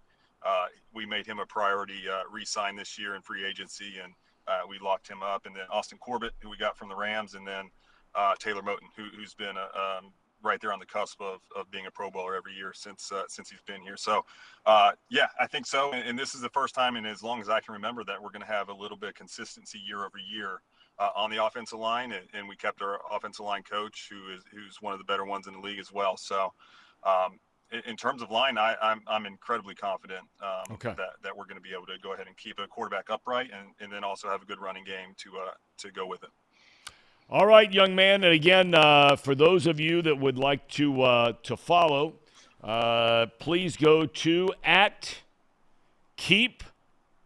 What is that? What do you call that thing? I'm not. Yeah. Underscore. Keep underscore pounding is where you got me on Twitter, and I'm happy to banter and go back and forth all day. It's what I enjoy doing, especially right now. I'm out of work. We just had a baby a few weeks ago, so I've got a few more weeks of freedom without going back to the office. All right, so if I'm going to put you on the spot, because since you don't have to go back to the office for a little bit, I'm going to put you on the spot. You're saying if you had the pick, you're taking Bryce Young ahead of C.J. Stroud. If it's me, if I'm Scott Fitterer, that's the pick. All right, we're going to hold you to that then. We're going to hold you to that, Mr. But don't Bogart. get me wrong. C.J. Stroud is a stud. I'm incredibly thrilled if he's the pick too. But no, we're not letting you off the hook there. We're not doing it. We're not doing it. We're not doing it. We don't know you, but we're not going to do it. You're picking against our guy, C.J. I like C.J. Stroud too. I really do. All right. Mark, thanks so much for your time. Mike, thank you so much for your time. We really appreciate it. Of course. Mike Bogart, kind enough to join us. That's keep_pounding, right? Yep. At keep_pounding. We thank Mike Bogart, kind enough to join us as he's getting his little girl to the doctor with strep throat. We certainly hope that she is okay. It was great having him. We'll circle back with him again later. All right, I asked Casey, Paul, number 1 pick in the draft. You're the guy on the clock for the Carolina Panthers. You have an offensive-minded head coach down there now in Frank Reich. This was a guy who never had a chance, despite having pretty good success at Indianapolis. But it was a revolving door quarterback. They were bringing in this guy and Carson Wentz, and they're bringing in Matt Ryan and, all this kind of thing going on. He had 2 or 3 guys, and then they fire him. They bring in Jeff Saturday. The whole franchise was turned upside down when Andrew Luck retired. I mean, put that into perspective a minute. Sometimes we just use that as a throw line. But think if all of a sudden Joe Burrow got a couple of concussions and he just decides I'm done. What that would do to the Bengals franchise, right? That's what happened in Indianapolis. But now all of a sudden, Frank Reich has a chance to draft, develop, and have a guy potentially for the next decade. Paul, you're on the clock, and the clock is ticking. Tick, tock, tick. I think I'm taking Bryce Young. I think I am, but the thing I keep coming back to every time I think about this is the height. Because I keep thinking of like Kyler Murray. I keep thinking of these guys that haven't panned out. That you get a guy like C.J. Stroud, who's 6'3". Yep. I think I'm going to take Bryce Young in that spot. Okay. I think I am. And then you start Andy Dalton and call it a day. Yeah. I mean, not that I knew this going into the show, but I had a feeling that he was going to talk about their offensive line being a spot of strength rather than weakness. And that's what you're going to need if you do draft Bryce Young. You're going to need a line that's pretty solid. I mean, you could argue that any quarterback needs a solid line, but more importantly, I mean, if you don't want your franchise quarterback getting hurt, if you want him to have a clean pocket so then he can make the right reads and make all the throws, it makes sense for Bryce Young to be your pick there. If you have the offensive line, protect your franchise quarterback. 5'10", though. Yeah. That's what he's listed at. 5'10", that's small. Tell you one thing the Panthers did do very well last year. Now, they had Christian McCaffrey for the early part of the year, right? He was their primary ball carrier. And then once they got rid of him, they continued to run the football. Foreman ran for, he only started 9 games. He ran for almost 1,000 yards at 4.5 yards per pop. Hubbard played in all 15 games, ran for almost 500, 5 yards a carry. And as a team, they averaged almost 4.7 yards per carry last year. So they're going to continue to run the ball. I agree with that. And behind that offensive line, that's a big feather in the cap when you have that. I mean, this offensive line, for whoever it is they pick number 1, is night and day compared to the Bengals' offensive line when Burrow stepped in. Right. Agreed. 100%.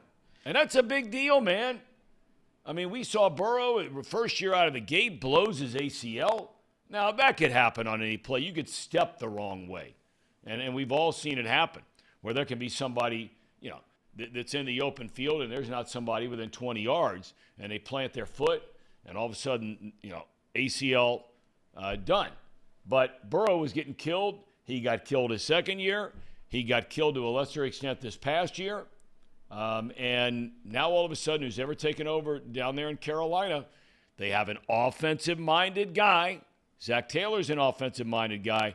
But some of those people that he mentioned that Reich has brought in, these are some of the best minds in the history of football.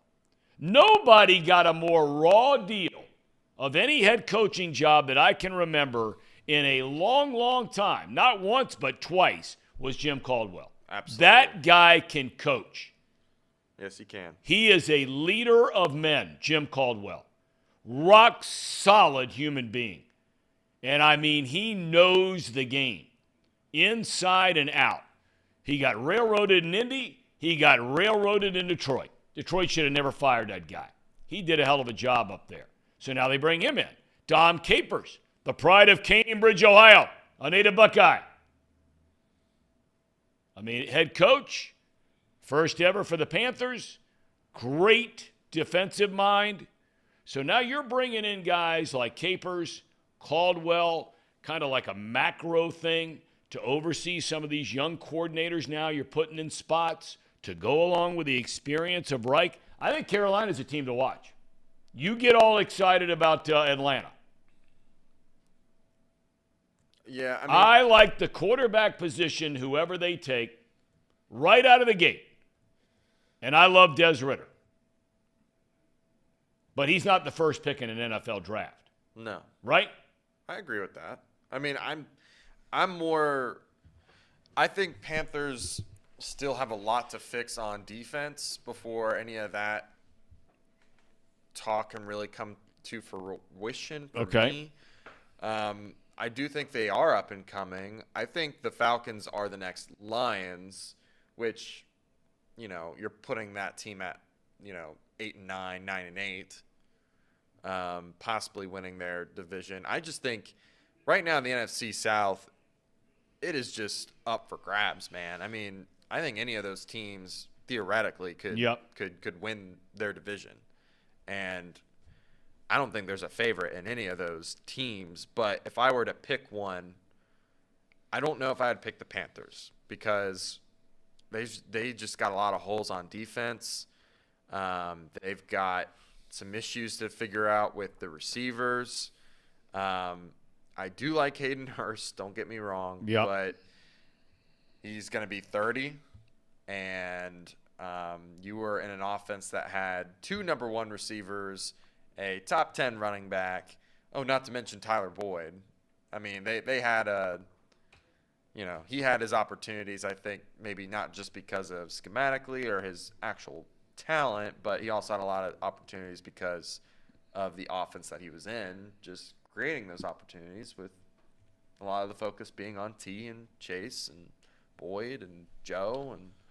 But regardless, I do think you are onto something, though. If this quarterback pans out and he plays to a very high level, I think the Panthers could have a serious shot of winning their division. It's just so weak right now that, I think anyone could take it. So, do the Panthers win more games with C.J. Stroud or Andy Dalton? Oh, C.J. Stroud. 100%. Andy Dalton needs a team around him, and I think C.J. Stroud or Bryce Young could elevate a team around him. Okay. That's just my thought, though. My guess. Thom, what do you think? Andy Dalton, C.J. Stroud, or Bryce Young? Oh, I mean, I'm taking C.J. Stroud. I think he's bigger. I think he's stronger. They both grade out off the charts as far as when you sit down. I mentioned the NFL people. They rave about both of them and who they are on the field and off the field. These are 2 rock-solid kids, man. I mean, they've got their priorities in order. I don't think there's such a thing as a wrong pick here.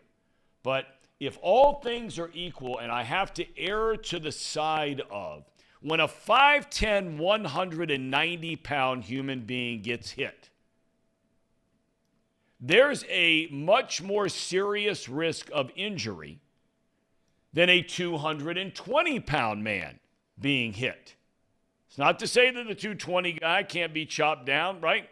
Goliath went down. We know how that turned out, right? But I'm just saying, I look around the league, and I just, it's unfair. But I see Tua Tagovailoa every time I see a smallish quarterback. And that's unfair. I know it's unfair. But that's what I see. Big guys have been concussed too. But if I have to, all things being equal, and I don't think there's a whole lot separating these 2 guys, whether it's on the field, the things they can do, accuracy, arm strength, all these kinds of things. Both outstanding people off the field and have proven that during their collegiate careers of who they are and what they're all about, the families they come from, the upbringing they had. If all of those things are equal, I'm taking the bigger man, the bigger physical human being, because it's a man's league. What do you call it, Paul Doherty? You have a nickname for the NFL. You gave it years ago. You call it what? In the morningline.substack.com? I call it the NFL, sort of yes. Like the NFL, right? It's like a big labor union. All they care about is making a bunch of money. Well, what's wrong with that? You're a capitalist at heart. You cloak yourself in other clothing, but you're a capitalist of heart. I mean, after all, you're working for an outfit called the Benjamin, for crying out loud. Right. I'm working with you, and you shower me with cash weekly. Oh, yeah. Yeah, right. Yeah. Yeah. If you had the first pick in the draft, you follow this stuff close enough. You watch a lot of I college. don't follow it at all. No, I don't. You're wrong about that. Okay. I've forever hated the draft. I don't like people who give you opinions for 6 months and never own up after they get stuff wrong. Yep. They tell you everything except if a guy can play football. I call that the Tim Krumrie postulate. 10th round draft pick. You know, they could tell you everything about Krumrie except if he could play ball. No, I don't know anything about the draft. C.J. Stroud, I heard you talking about him. He's a quarterback, right? Yep, he's quarterback, Ohio State University. I mean, big guys get hurt too. Lamar Jackson hasn't had a full season for 3 years, right? Yep. Drew But Brees, his thing, I think, is more a style of play kind of thing. I mean, I think he's more of a style of play. He puts himself at far greater risk because of all the running around he does compared to Burrow or Herbert or, you know, some of these other guys that are bigger stature, you know, just human beings. That's all. Sure. Yeah, that's right. All right, I want to ask you a little bit about this start for the Reds. Look, you've written many columns through the years, and especially here recently about where we are with baseball, where Cincinnati is with baseball, and all that kind of thing. Look, it may not last another week, but at least the first 4 days of the baseball season have been good for the local nine. Yeah, no question. And supposedly what's supposed to be fun, satisfying, entertaining, whatever you want to call it for Reds fans, is to see the development of the starting pitching and to maybe find a diamond in the rough like Jason Vosler.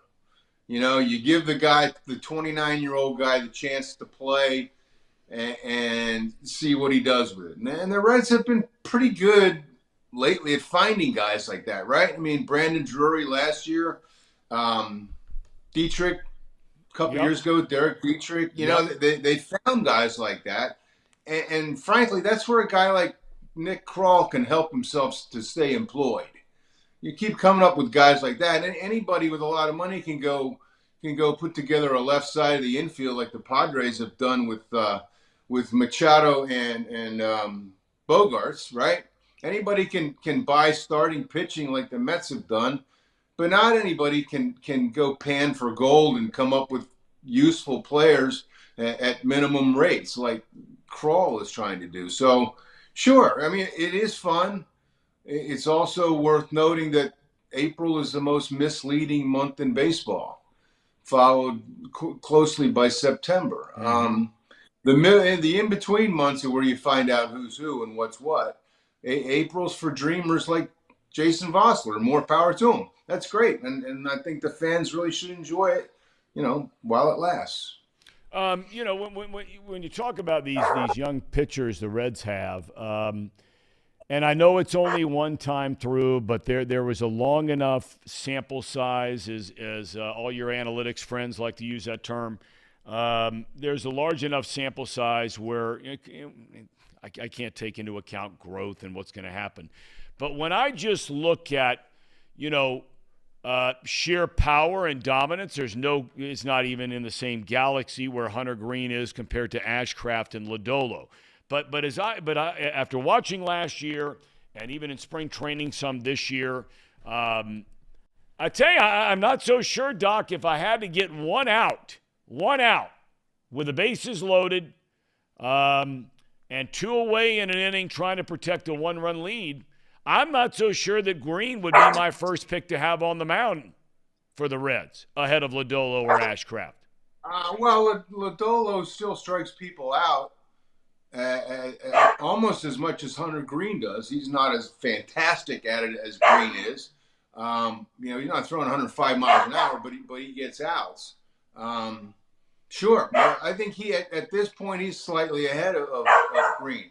Potential is still there for Green to be very good, but I think Lodolo is a bit ahead of him right now. It sounds like you didn't get your dog out before the rain this morning. You know what? The door's shut and he wants to come in. He's a spoiled little pain in the ass. Sorry. Well, they all should be spoiled. Did you know, Doc, today, and I made it a point in my monologue in the opening, today is World Stray Animal Day. You have a soft spot in your heart for animals. I have a soft spot in my heart for animals. We need to look out for those that are stray that we come across. Yeah, well, hang on 1 second before he just ruins the entire segment. All right. We'll let him do that. Shut up. Come in here. See, be quiet. What's wrong with that? Yeah, what was the question again? No, I'm just saying, did you know today was World Stray Animal Day? Oh, stray. I thought you said strange. I got 2 strange animals, but neither one of them was a stray. No, I did not know that. We had a stray cat at our old place where we lived for a few years, and he got eaten by a coyote. We're pretty sure, but no, it's always good. And I know of your affection for animals in general. I think there's nothing better than saving a dog or a cat's life. No doubt about it. See, there you go. Look at that right there. All right, I want to ask you, near and dear to your heart is the Masters.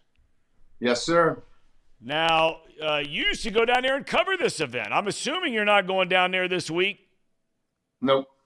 24 times. Tiger finally passed me in number of Masters. He's playing this week, 25th. I did 24. How about that? I mean, for those of us where that would be on a bucket list, you were there to work. But you also had a chance to walk around and check everything out. I mean, tell us what it's like that if you were a guy who had that on your bucket list to go down there, is it worth the money and the time? It's the only thing I've ever attended or written about that not only equals the hype, it surpasses it.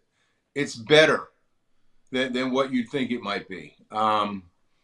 It's the best thing I ever covered. I look forward to it more than anything I ever covered. It's the only thing I will miss now that I'm not covering it. It's just, even if you don't like golf, Tom, it's like Disneyland for adults. It's this sort of magical fairy tale place that when you're inside the gates, you're not really of the world. I know that sounds crazy, and people are saying, yeah, what a jerk this guy is. But you have to go and experience it. I always love seeing first-timers at the Masters, what they look like when they walk into the place and start walking around a little bit. Eyes as big as dinner plates, right? TV does a pretty good job, but not a great job of capturing exactly what that place is and looks like. The elevation changes. It's a tough walk. And it's gorgeous, obviously, but the subtleties on the greens and so on and so on. I could sit here all day. It's like I said, it's the best thing I ever covered and the only thing I'll miss. All right, what are your thoughts about this whole now for the first time, I think it's the first time this year in the new season, where you're in one place where the PGA guys can play with the LIV guys? Is that going to be too built up, or do you think there's legitimate drama there? I think there's drama there. You agree or disagree? Yeah, I kind of do. I mean, it gives you heroes and villains, that's for sure. I think the vast majority of golf fans regard those guys as mercenaries and villains. I think every professional golfer is by necessity a mercenary, but they're not all villains. And the LIV guys are kind of making it even more interesting this week. They play team golf. I don't know anybody who follows golf cares about this, but they have teams in LIV. Yeah. And each team has its own shirts and hats and stuff. And so they're kind of walking around this private club that invited them but didn't have to, advertising their own LIV stuff.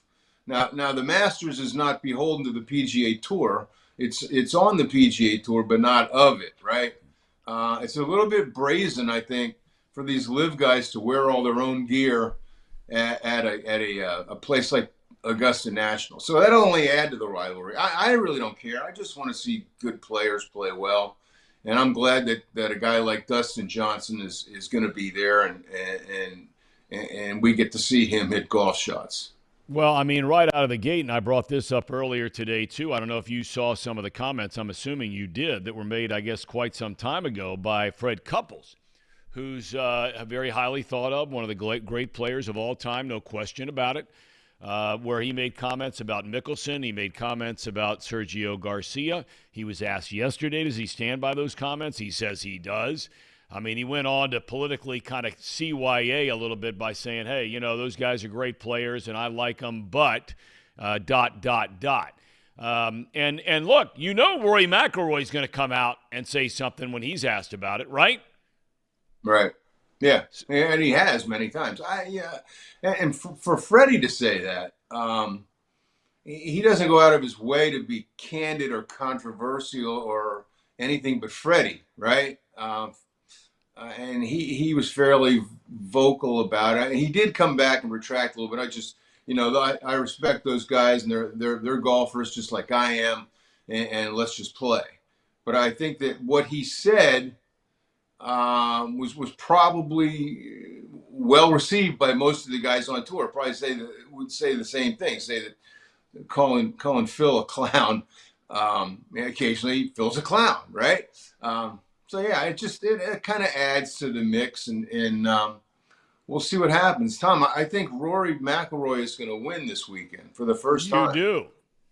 I do. He's putting really well. He hits the crap out of the ball. He knows the course. He knows the pressure on Sunday, even as he hasn't responded all that great to it over the years. I think it's his time. Yeah, we'll see.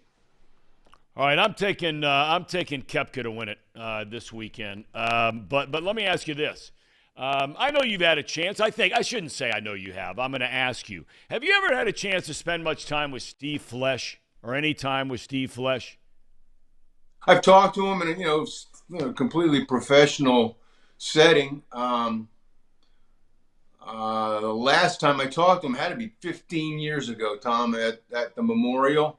Very nice guy. He wasn't pleased with something that I wrote because I quoted him disparaging Jack Nicklaus's course a little bit, which he did, by the way. He did say it. He was not pleased that I wrote it.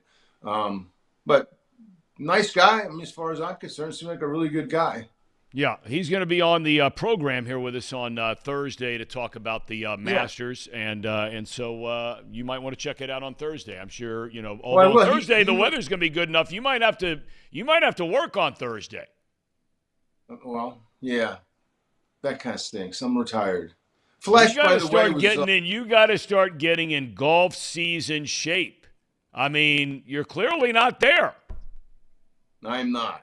I've been working really hard at the golf course, not playing much golf. Steve Flesh, by the way, was on the leaderboard on Sunday at Augusta one year. Remember that? Yes, I do. I think he finished 5th that year, if I'm not mistaken. I think he put a ball in the water either at 13 or 15 on Sunday, and I think that cost him. But, he was on the board one year. I mean, he's won 11 times. He's had a hell of a career. I mean, he's one of the few local athletes, I think, that, we always like to build up our local guys and so forth, and it seems like he's really flown under the radar. I think you could make the argument he's the best professional golfer as far as just results are concerned of anybody that's played within a 30, 40, 50-mile radius of Cincinnati all time. Yeah, remember Brett Wetterick? Yep.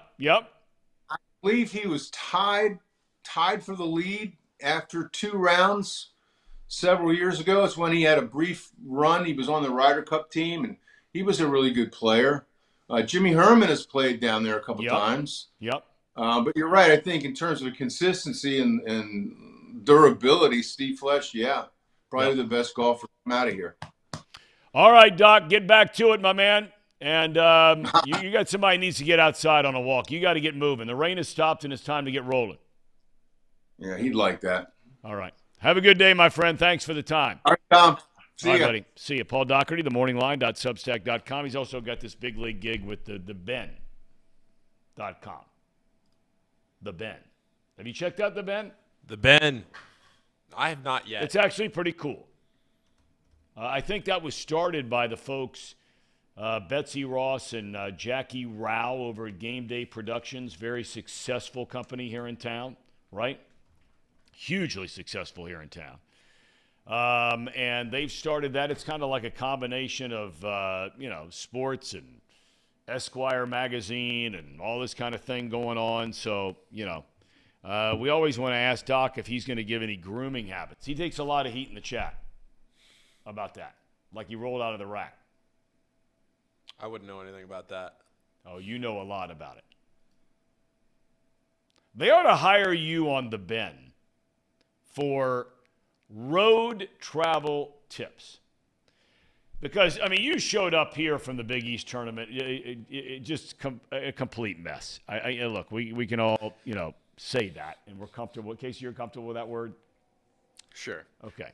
And so are you one of those guys, Paul, where you're on the road and, you wake up, you a coffee guy in the morning or no? Never had a cup of coffee in my life. Okay, all right. So what do you do you like getting breakfast on the road right out of the gate? I try to. I am a big breakfast guy. All right, so are you one of those guys who just rolls out of the rack, right?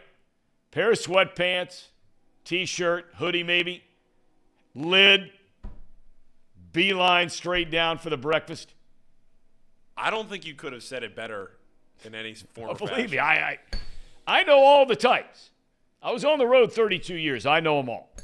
I know the guy who's got to brush his hair, who's got to at least look, That's the amazing thing about, and this is going totally off the reservation here, but one of the things that blew my mind more than anything else in all my years of traveling in sports, whether it was going on the NFL for weekends, whether it was traveling with a Major League Baseball team, oftentimes in April, May, and June, you would end up in some of these cities in the same hotels as visiting hockey teams.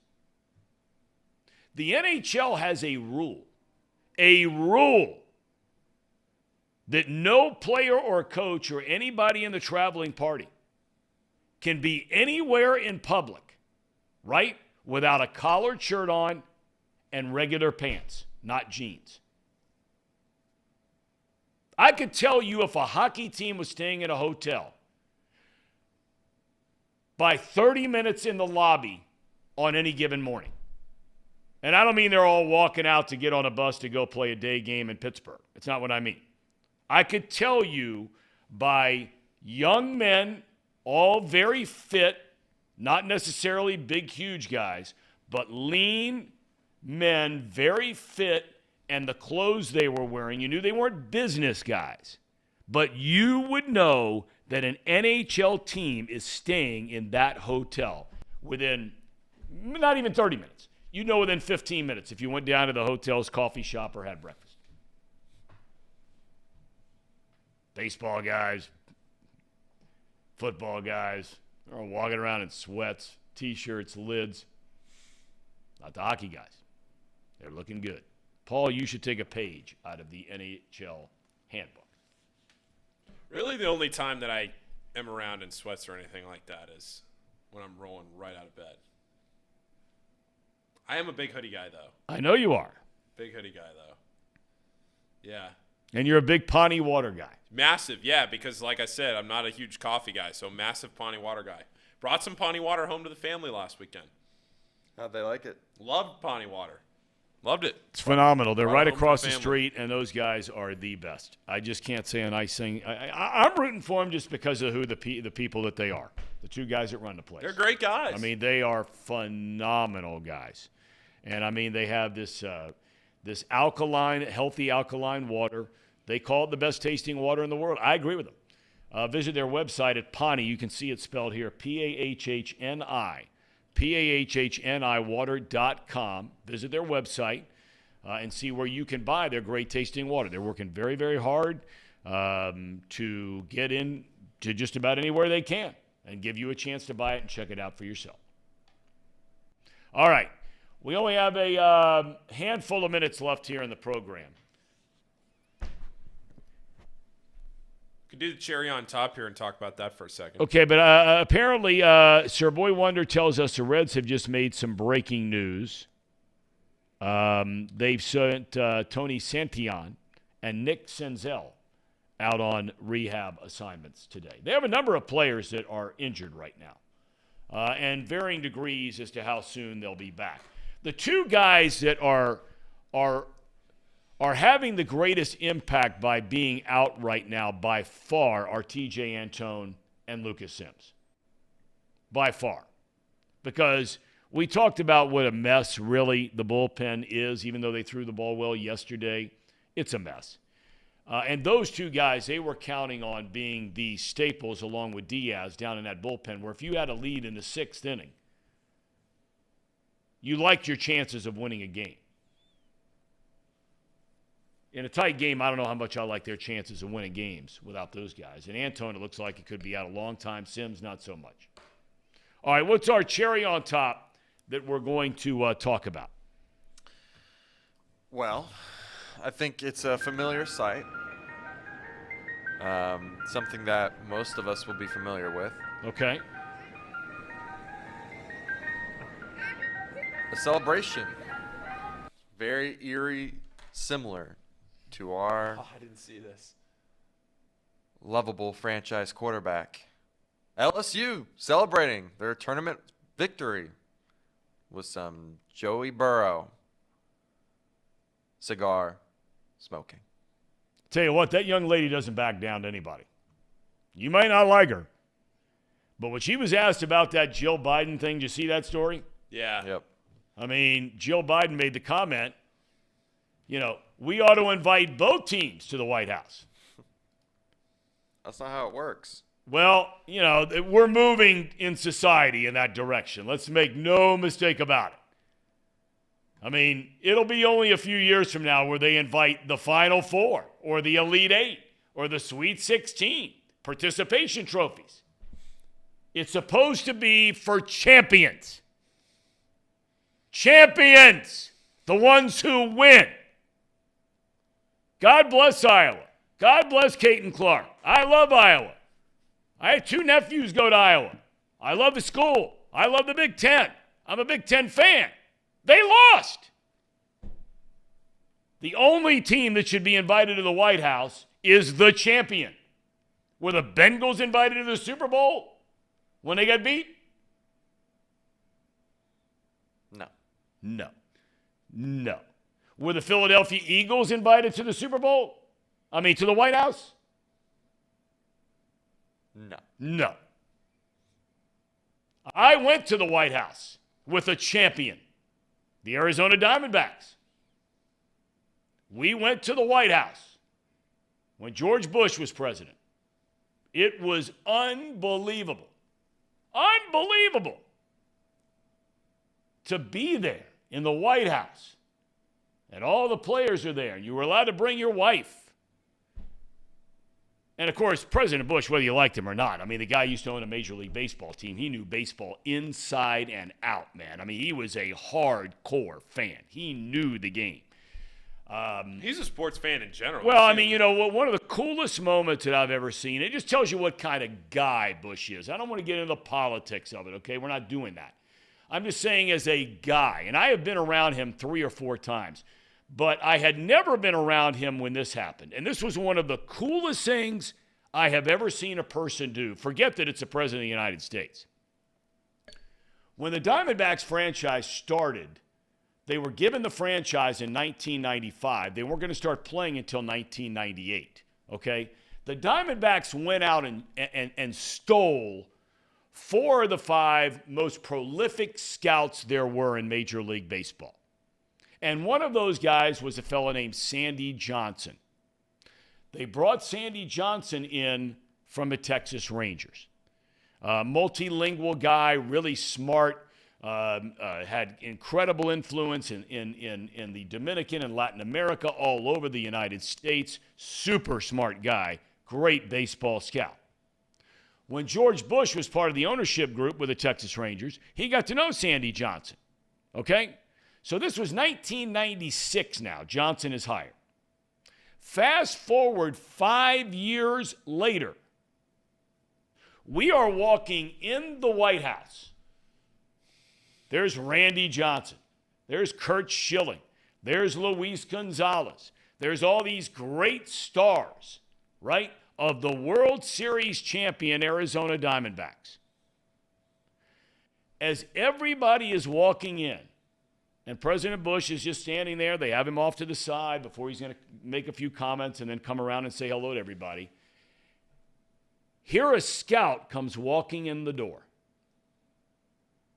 And George Bush jumps up and says, "Sandy! God, it's so good to see you. Congratulations, man." And gets out of his seat and walks over to hug Sandy Johnson. Scouts who are so below the radar, nobody knows who they are, and here the President of the United States, above all these other big, huge stars, is calling out by name and walking over and giving a hug to Sandy Johnson. That was one of the coolest things I've ever seen. That's a really cool story. Yeah. Boy, that was a fun time. That was so cool to go do that. But anyway. Yeah, you see George courtside at SMU basketball games all the time now. Oh, really? He is? Oh, he goes. Was he down in Dallas? Yeah, he goes to almost every SMU home basketball game. Seems like, at least. He's always there. Because I have friends that live in Dallas that will go to SMU games every once in a while, and I feel like I'm constantly seeing him around. Everett says that it has nothing to do with the fact that both teams brought a ton of attention to women's college basketball. Now, that they did. Did you see the numbers on that game, the ratings? I think he was being sarcastic there. Yeah, that was that was more watched than two of the major bowl games. Yeah, I mean, it's unbelievable. Yeah. They the largest ever, 104% higher than the championship game a year ago. 104%. Jim Browning makes a good point, too. Randy Johnson put his photos on display in that museum in Cooperstown. Did you see that, Thom? Yeah, he's been at it for a long time. Yeah, but did you see the exhibit No. that he did the other day? Yeah, he opened an exhibit. I knew Oh, that. yeah. I knew that. Yeah. I did know that. Yeah. Yes. Open an exhibit, and it's always great when I see pictures of his pop up here and there, and it'll be, oh, there's Randy Johnson. Randy Johnson took this picture. Yep. Randy took it. Just it's always interesting hearing the human side of sports and what these guys are interested off the playing field or off the court. Of course, he was a big drummer. He did that for a long, long time. Yep. But photography has been his thing. All right, boys. Tomorrow, again, a reminder, Marty Brennaman coming up, talking about the Reds and their start. That'll be at 10:15. And then at 10:45, we'll be joined our big interview by Dan Plesac, three-time Major League Baseball All-Star. You see him all the time on the Major League Baseball Network now. You see him on there with Sean Casey and Leiter and all these guys. I think you're really going to enjoy Dan Plesac. He is just a fantastic guy. I've known this guy for 35 years, and he is just an awesome guy. He's got a great sense of humor. He also is an avid horse trainer. And so we'll get into that a little bit and some of the rules in Major League Baseball and the start to this 2023 Major League season. Casey, Thom. have a good rest of your day. You too, Thom. Paul, Thom? likewise. Yeah, we have two baseball games today at Miami. The Joe Nuxall Classic is today. Really? Reed and I Casey will be producing. Reed and I are going to call the games. We're going out to Miami here in about a half hour, and Cincinnati and Wright State and Xavier and Miami all playing today. Cincinnati plays Wright State at 2, and then Xavier and Miami play at 6. Right here on Chatterbox. Right here on Chatterbox. That's great stuff. Same So channel. check it out. Got a lot going on. Please check it out. Safe travels up there and back home. Yep. All right. Gentlemen, adios to each and every one of you. Thanks so much for joining us. We'll see you tomorrow. Good Lord willing, on Off the Bench.